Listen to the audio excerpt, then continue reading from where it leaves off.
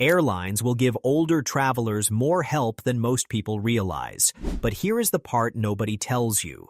Most of that help does not appear automatically. Nobody walks up at the airport and says, "You look tired. Would you like extra time to board?" Nobody always explains the medical device bag rule. Nobody stops the whole security line to tell you about passenger support.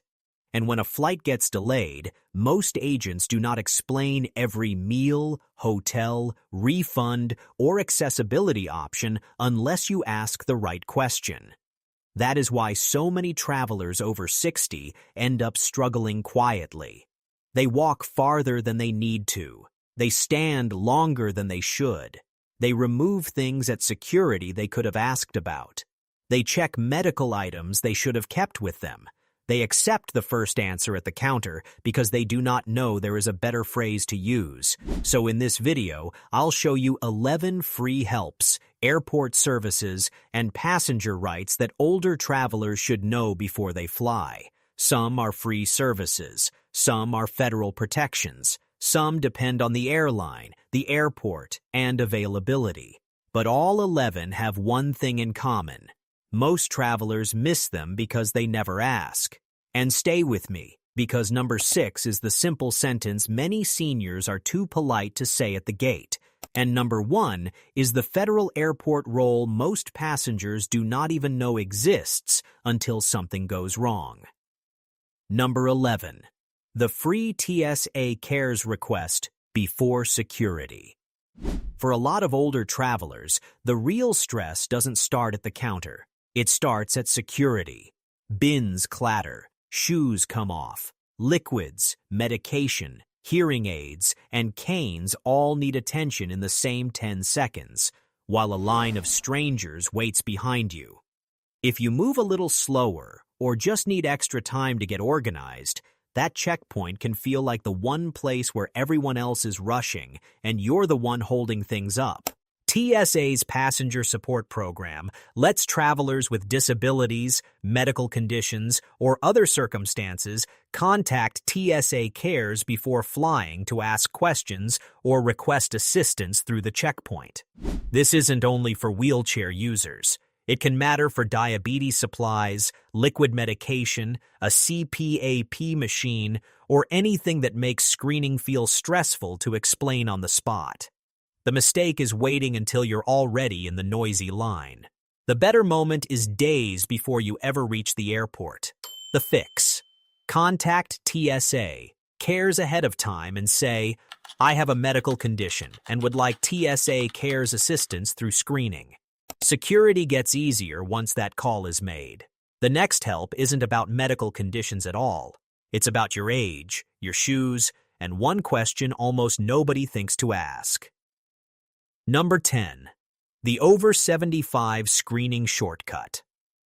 This sounds small until you're bending down in a crowded checkpoint with a bag in one hand. Travelers 75 and older can receive modified screening, which in some cases means keeping shoes on, although additional screening can still happen if something alarms. For someone with stiff knees or balance concerns, that's not a small thing. It's standing on a hard floor, holding a bag, reaching down while the line keeps moving. Most older travelers simply copy whoever's in front of them rather than ask, because nobody wants to feel like they're slowing the line down. The fix. Before bending down for anything, ask, "I'm over 75. Do I need to remove my shoes here?" Then follow the officer's answer. The next item is about something airlines should never treat as ordinary luggage. Number 9. The medical device bag that may not count as your carry-on. A CPAP machine isn't just another bag. A cane isn't just another item. These can be the difference between traveling independently and struggling through an entire trip. But a lot of travelers worry medical items will eat into their carry-on allowance, so they squeeze equipment into regular luggage or quietly agree to check it rather than risk a confrontation at the counter.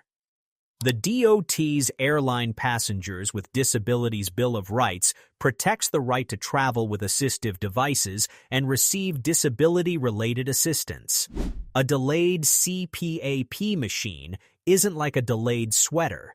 It can affect your sleep, breathing, and safety the moment you land. One detail most people miss: the medical bag has to look medical. If it turns into an extra bag stuffed with shoes and souvenirs, the airline may treat it differently. The fix: keep the item clearly organized and say at the counter, "This is my medical device. Can you confirm it does not count toward my carry-on limit?" If you can keep your medical equipment close, the next help can sometimes keep a family member close too. Number 8. The family security pass. Most people never ask for.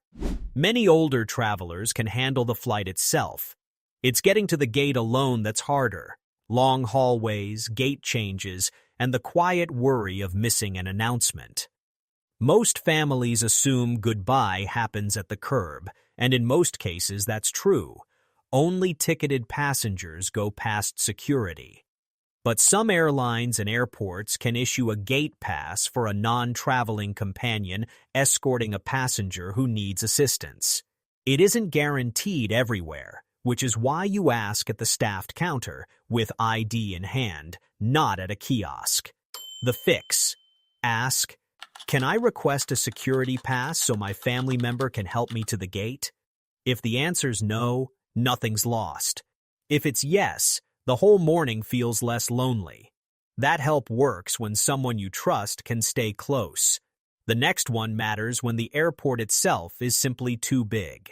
Number 7. The curb-to-gate escort through big airports. Some airports feel like small cities: Atlanta, Dallas, Chicago, Denver.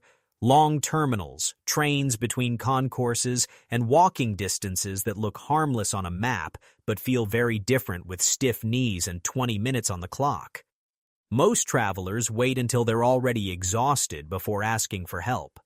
By then, they're halfway through the terminal, breathing harder, watching the time.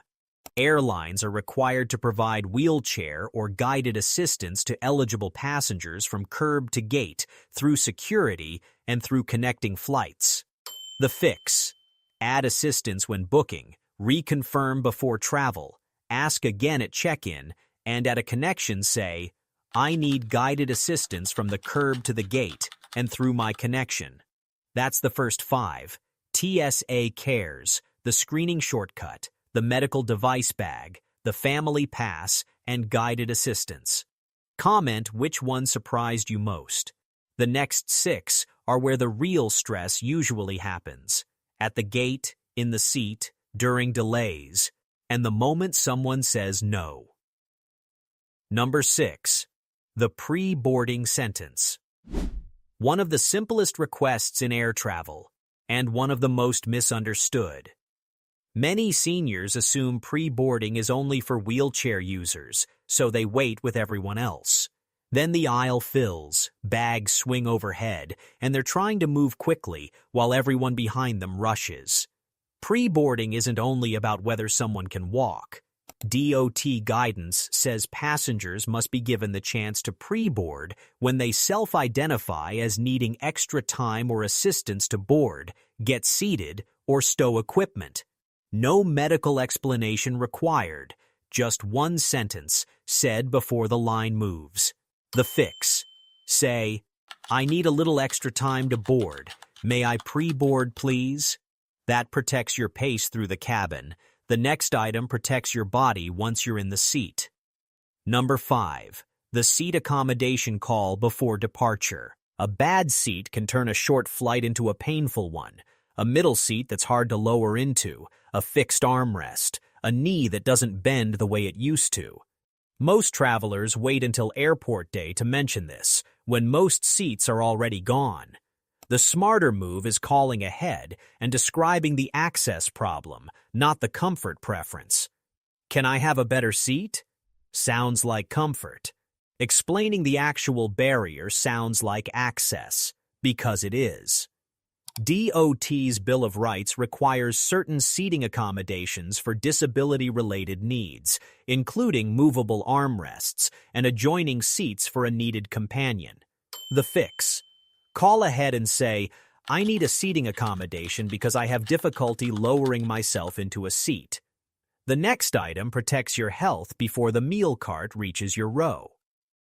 Number 4. The special meal request before long flights. Most travelers assume meals are simple. You get what the cart has. But on eligible flights, some airlines allow special meal requests in advance, including low-sodium or diabetic-friendly options. For travelers managing blood pressure, blood sugar, or medication that needs food, this matters more than it seems. The mistake is asking on the plane. By then, the crew can only serve what was loaded before departure. The fix: check meal options while booking, or call ahead and say, "Can you add a low-sodium or diabetic meal request to my reservation?" The next help matters the moment your mobility device disappears down the jet bridge. Number 3. The wheelchair and scooter return question. For wheelchair and scooter users, the real fear usually isn't the flight. It's what happens to the device once it's taken away. Will it be at the door when you land? Will it come back damaged? For a lot of seniors, that device isn't luggage, it's independence. DOT's strengthened wheelchair and scooter protections require safer handling and hands-on staff training, with some requirements extending into mid-2026. The fix: at the gate, ask, "Can you confirm when and where my wheelchair or scooter will be returned?" If it comes back damaged or late, take photos, ask what the airline is providing in writing, and report it before leaving the airport. The next help protects something just as important: your money. Number 2. The controllable delay and refund question. A lot of travelers lose money not because they didn't ask anything, but because they asked the wrong thing.